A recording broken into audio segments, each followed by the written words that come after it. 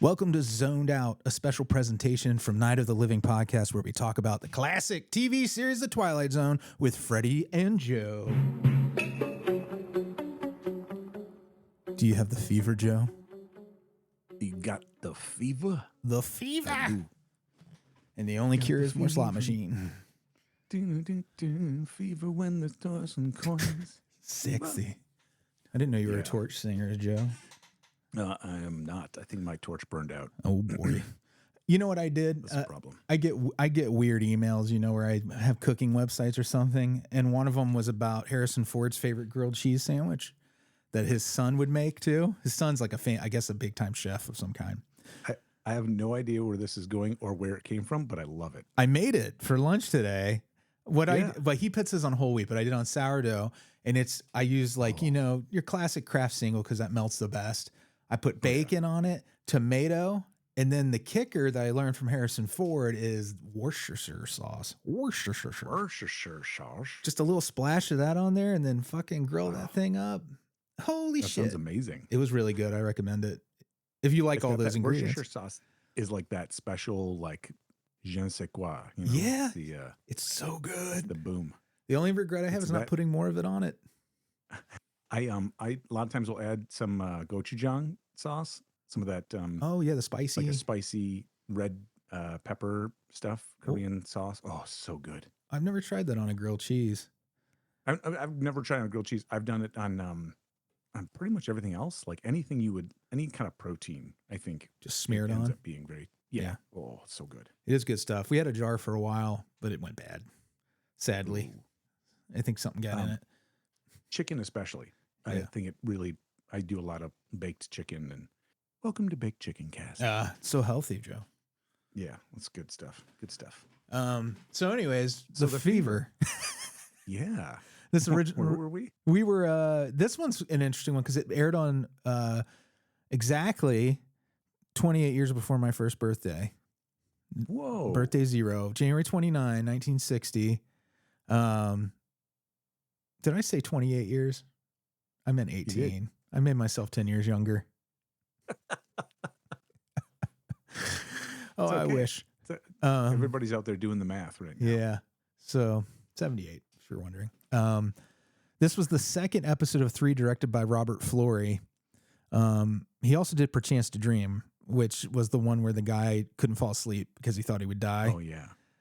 And the hilarious thing is both of these episodes end with a guy throwing himself out a window. Yes. Oh, yes, sorry about that bleep. Yeah, total yeet. And this one is a little different than that, though. I mean, same trick, kind of, but this one was lower to the ground. Right. So it was different. You could kind of see the tumble. If you're watching for it, you're like, did he get his ankle out of the way fast enough? Yeah, I think he did. Okay, but he had to really pull that sucker down.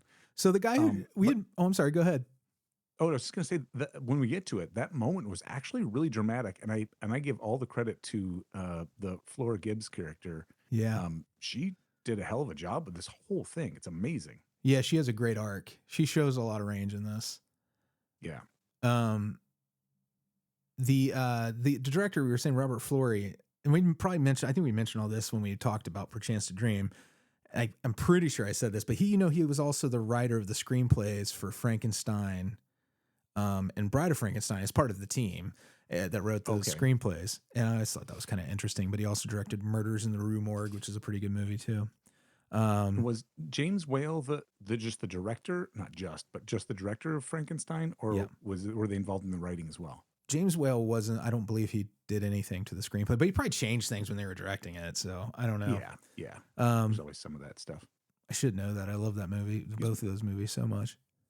Right on. Robert Florey will return for another episode later on called The Long Morrow. This one was written by Serling. I love the backstory of this. I guess he just finally had some money from the Twilight Zone, and he and his wife went to Las Vegas, and she kept winning and he kept losing at the slot machine. So that's why he wrote this, which I thought was cool. Like, this is him. Like Serling wrote this about that. Yeah. himself? Well, it inspired it. He obviously, I don't think, became insanely obsessed with the slot machine. He may have. Right. This episode goes some pretty wacky places. I don't know if he went into a deep delusional like psychosis where he was hallucinating because of the gambling. He's like, darling, don't tell anyone this happened. Creative This types is will our stay little up all secret. night.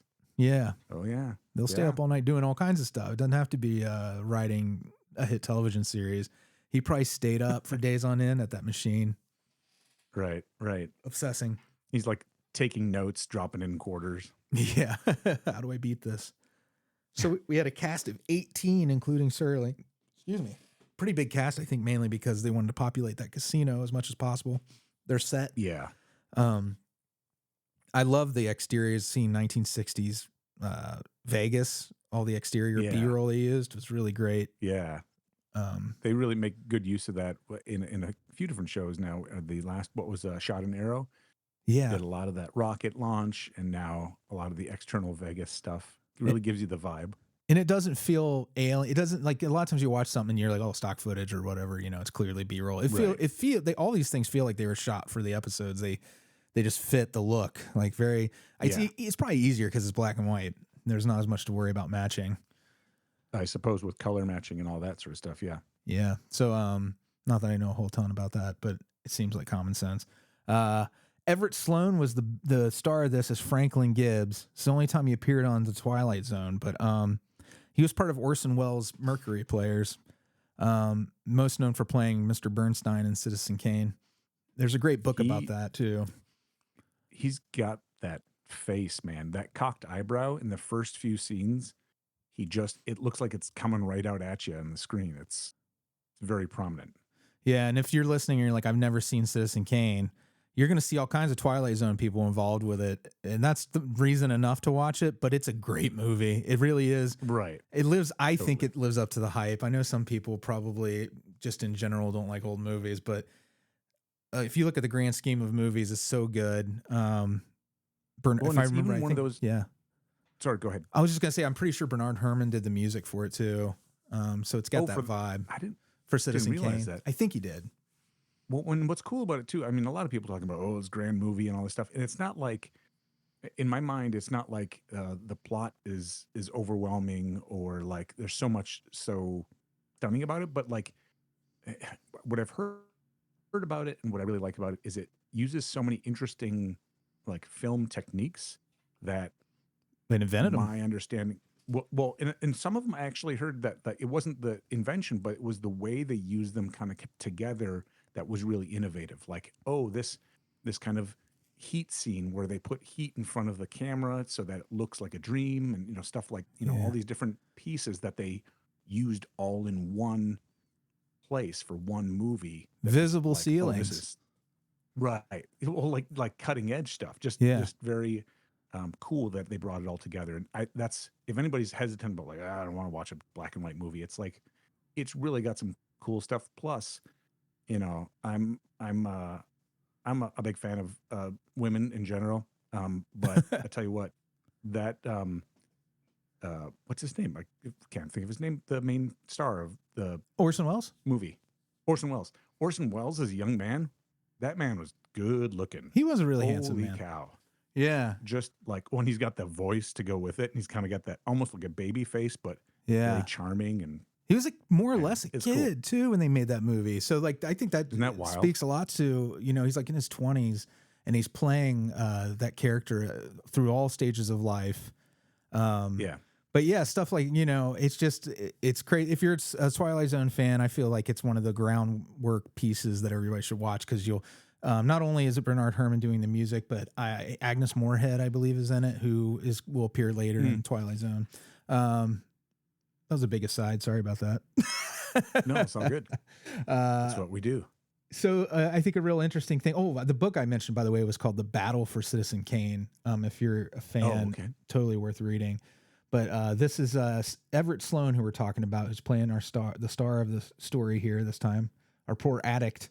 I thought the most interesting thing about him was I found out he wrote the lyrics. I didn't even know there were lyrics to the Andy Griffith Show theme song.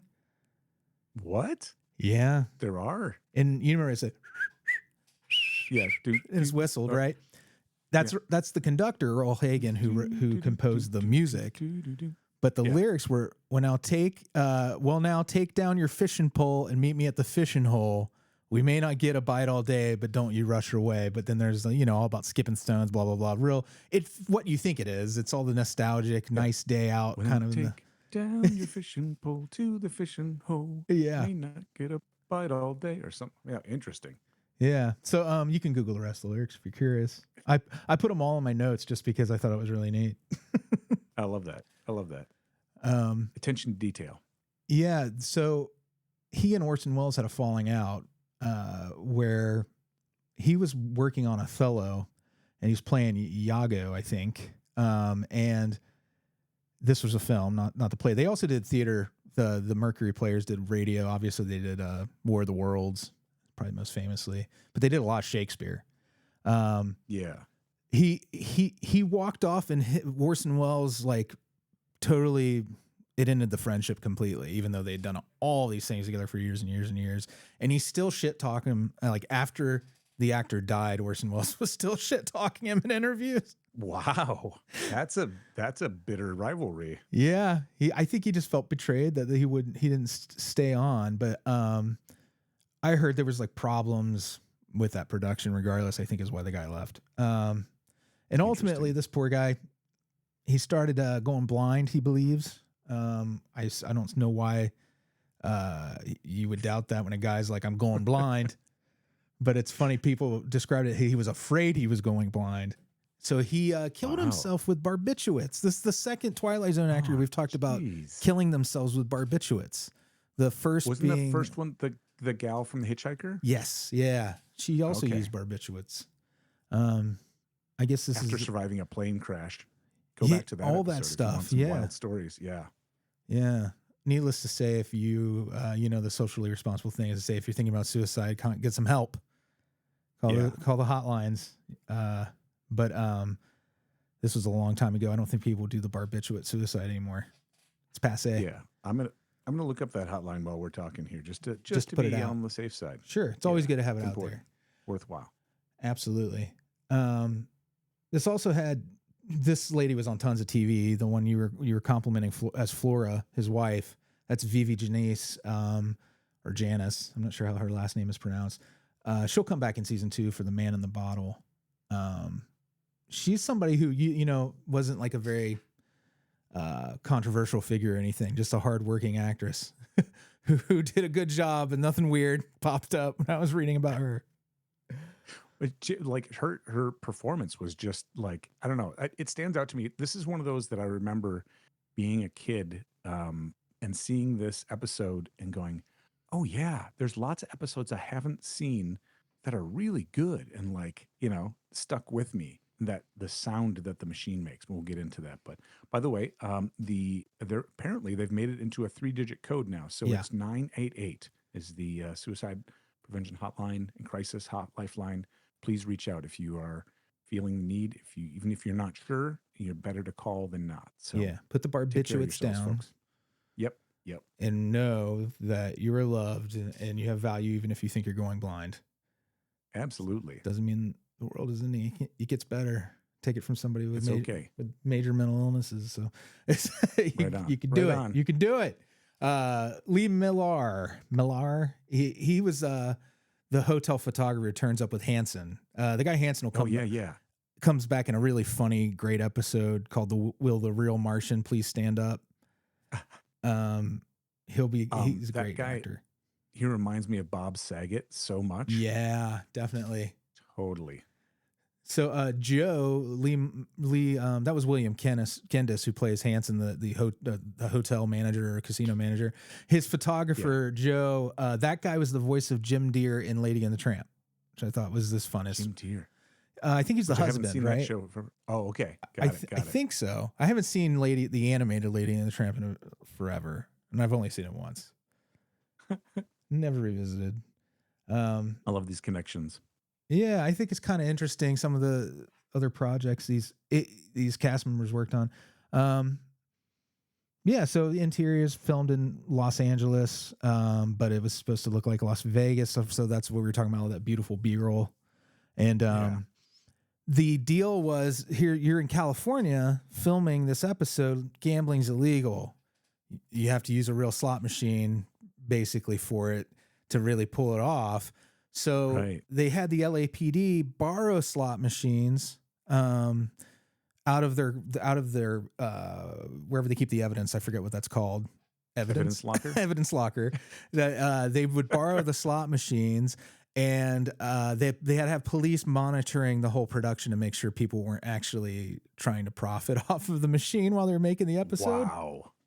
Yeah.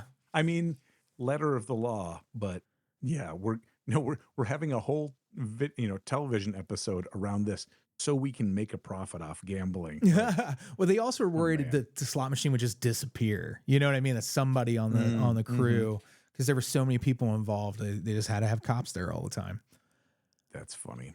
So, do you want to synopsize our plot? Sure.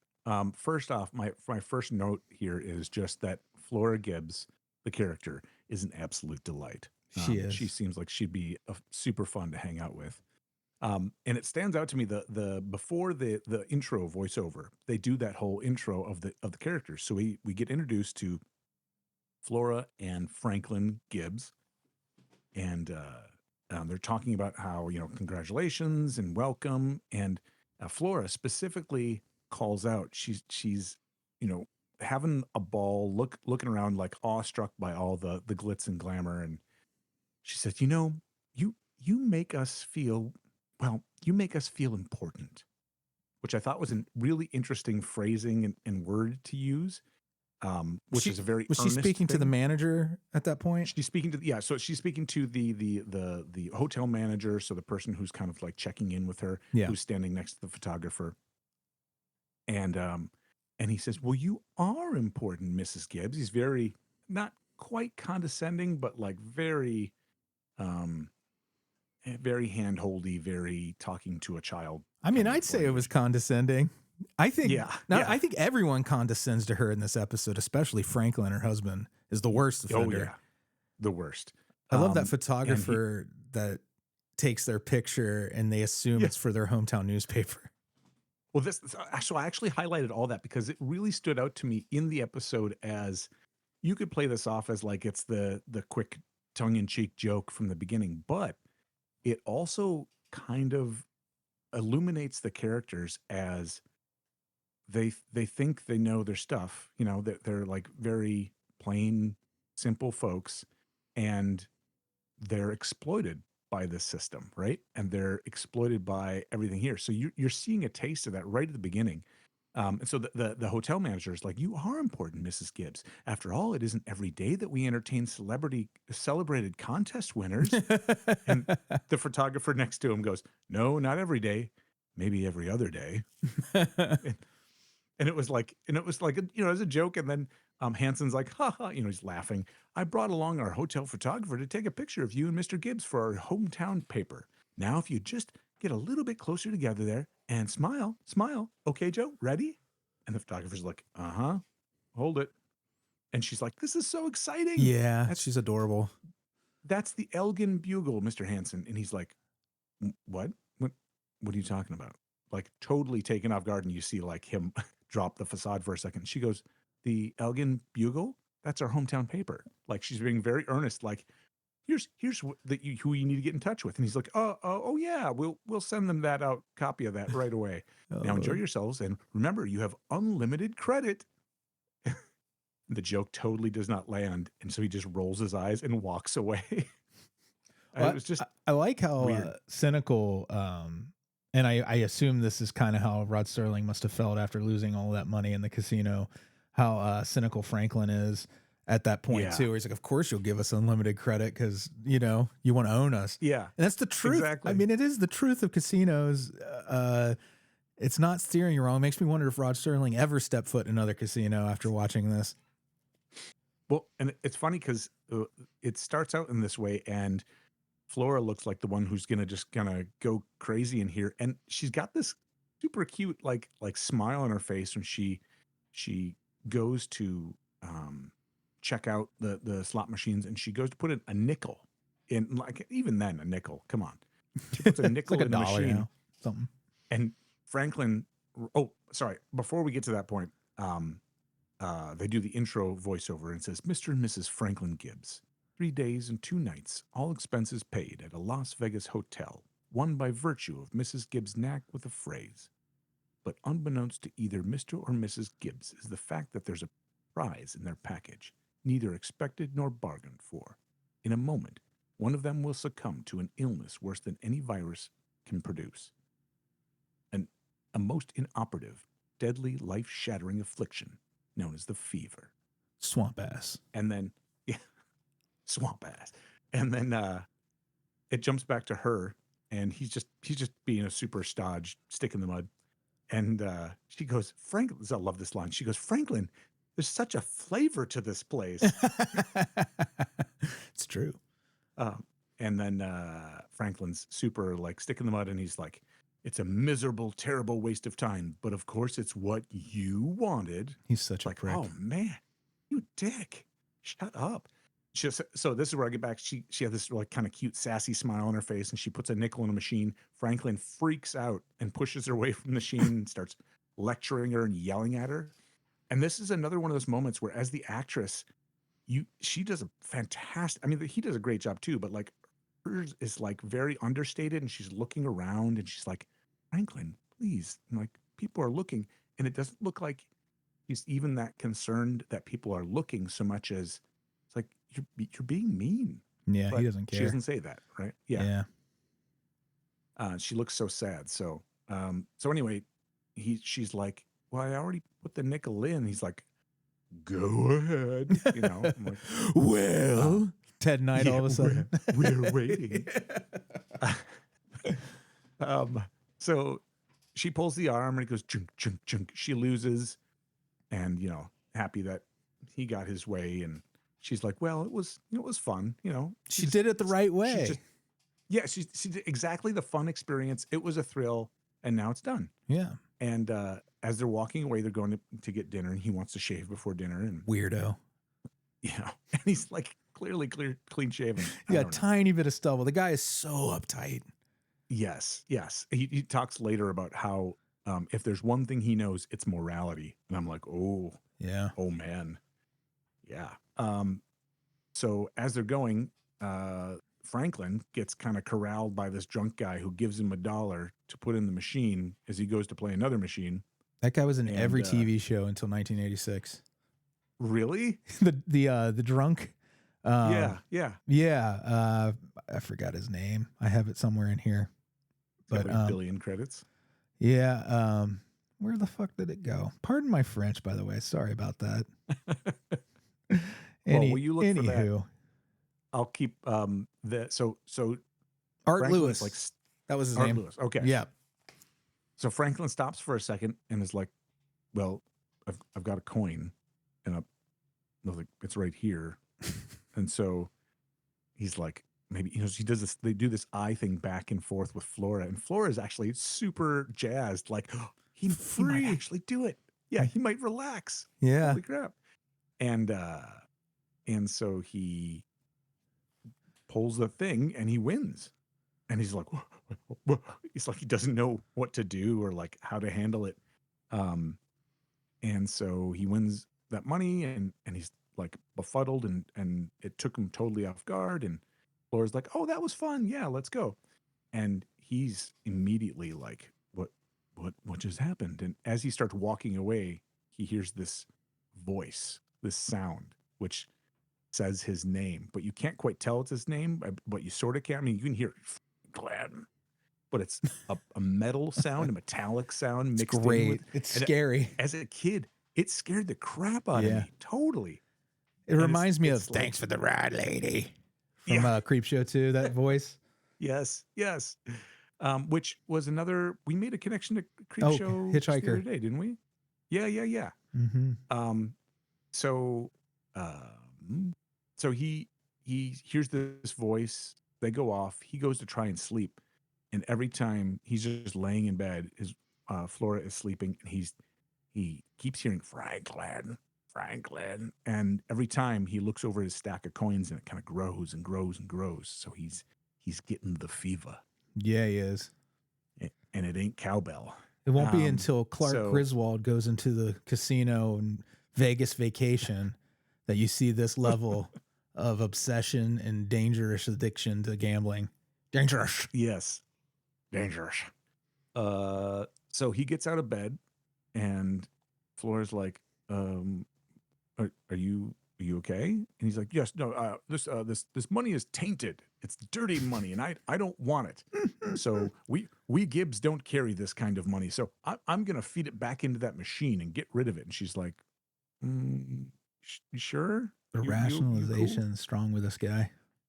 Yeah, and then that's when he's like, if there's one thing I know, it's morality. And it's like, ooh, okay, well. And she's like, okay. So, he goes down there and clearly doesn't come back for a while. And she comes down. She's like, Franklin, are you? It's awfully late. And he's like, I know I know it's late. And so he keeps putting the coins in, and sticks around there for a while. And then at one point, she's like, hey, like she's gently trying to coax him, and she sticks with him the whole freaking time. Mm-hmm. We find out later he's been down there for like almost a full 24 hours. And she's there just sitting there, kindly like supporting him, whatever. But right at the beginning there, they're going back and forth, and it's like a couple of different time lapse scenes, and he's getting madder and madder. And at one point, she's like, how awful you feel in the morning if you've been up too late. And at this point, he's been up. It's like past midnight. It's like way late. It's like getting in the AM, and he whips around. Man, this is a wild scene. He's just like, Flora, will you kindly shut your mouth? I hate a shrew, Flora. I hate a woman who stands in back of you and sees to it that you have miserable luck. And that's what you're doing now, Flora. You're giving me miserable luck. Now, please go away and leave me alone.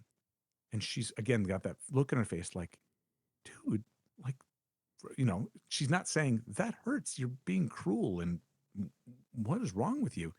But she's got that look in her face. And she's like, Franklin, please, these people are listening. And he's like, the devil with people. I'm not concerned with people.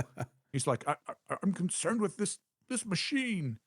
And there's like, patrons are gathering around, and he's talking about how it's an inhuman thing and it teases you. Put in 5, gives back 4. Put in 4, or put in 6, gives back 5. And keeps $1 every goddamn time. Exactly. And he's so convinced he's going to try and hit that 10,000 payout for this particular machine. 100,000 in today money. Yeah, it's a lot for a slot machine. Right. Exactly. I don't know quite how it's going to do that too. But he's pulling the arm, and she's there. She's just there with him, and he's supporting him. And it's like another time lapse, and it shows him writing a check and getting out more money, and writing out another check and getting out more money. And she's like, I don't know how to stop this. So she's just kind of supporting him. And at one point, this is many time lapses, so this is way later. He's been up for probably a whole day gambling at this thing, losing a ton of money. And he's at like what appears to be like his last coin, and he puts it in, and he pulls the lever, and it stops halfway. And he's like, what? Starts freaking out. Tries to pull the lever again. It doesn't work. And he goes nuts, and he like backs up and then charges at the machine and shoves it over, and yelling and screaming. And the casino people like haul him away, and they put a out of order sign on the slot machine. Again, she's just staying there supporting him, and she's like, Franklin, what are you doing? So later in bed, he's still awake, and she's like, he tells her, he's like, it was about to pay off, but it deliberately broke down, so it would not give me my money back. And it's like, it has my last dollar. And she's like, you're not, just go to sleep, And he starts hearing it again and again. And then he goes into the hallway, and he's like, can you hear it? And she's like, no, I hear nothing. What are you doing? And he's clearly hallucinating.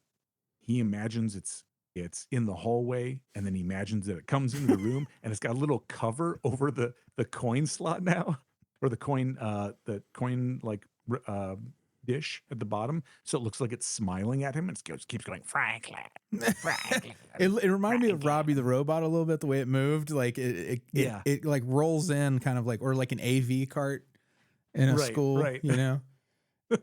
Like very stiff. And Yeah. Like, yeah. It was really funny and scary too, keeps- because the voice Yeah. is what really made it scary, I think. It was very, very creepy. And so it keeps coming at him, and eventually it comes in the room, and he's like, "Don't you see it?" And he looks in the mirror, and it's not there. And he turns around, it is there, and it keeps coming after him. And she's like, "Franklin, stop! What are you doing?"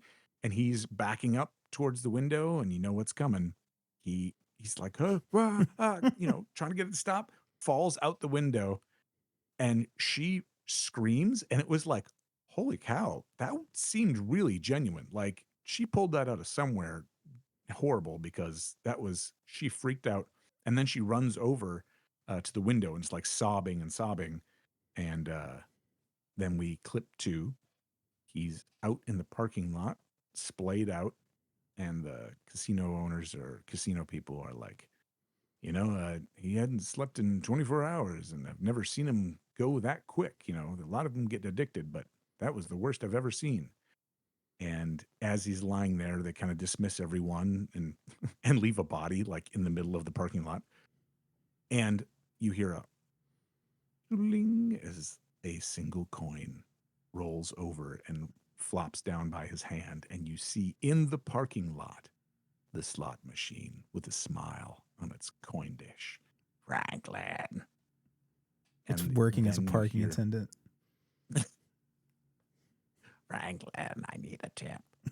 And so the outro plays, and it's Mr. Franklin Gibbs, visitor to Las Vegas, who lost his money, his reason, and finally his life to an inanimate metal machine, variously described as a one-armed bandit, a slot machine, or, in Mr. Franklin Gibbs' words, a monster with the will of its own.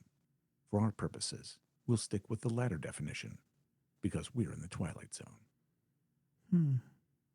Yeah. Dun, dun, dun. It's another good one. I mean, we are only halfway through the first season of the Twilight Zone.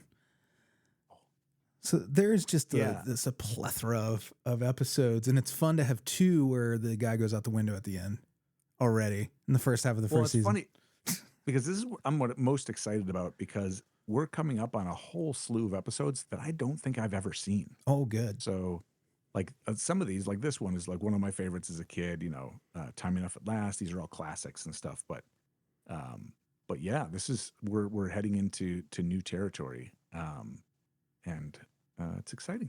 So yeah, this is one of my favorites.